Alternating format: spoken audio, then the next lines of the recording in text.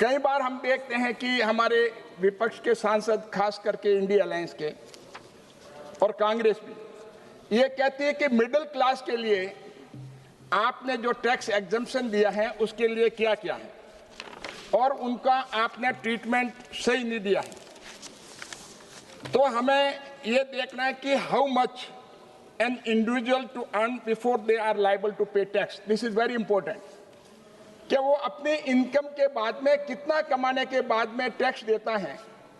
तो हमें वर्ल्ड की डेवलप्ड इकोनॉमी की ओर देखना पड़ेगा।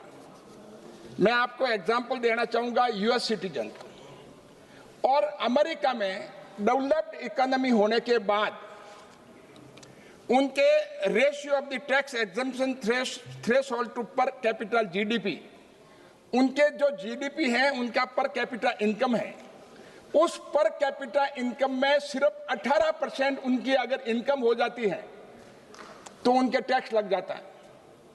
और इंग्लैंड में सिर्फ 28% उसके जीडीपी का उसकी इनकम होती तो उसका भी टैक्स लगता है। लेकिन इंडिया में 100% होने के बाद में भी नहीं, 500% होने के बाद में लगता है। ये बहुत बड़ी बात है, इसको समझना पड़ेगा।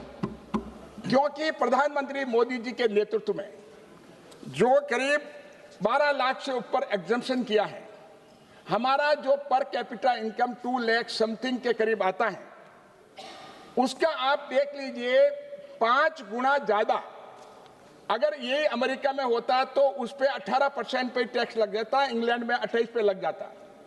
लेकिन इंडिया में उसके पर कैपिटा इनकम के बाद, सपोज 2,50,000 है पर कैपिटा इनकम, उसके बाद में 12 लाख तक बीच पे कोई टैक्स का स्लैब नहीं। तो ये मेजर डिफरेंस है। तो ये हमेशा ये कहते हैं कि साहब के मिडिल क्लास के लिए आपने क्या किया।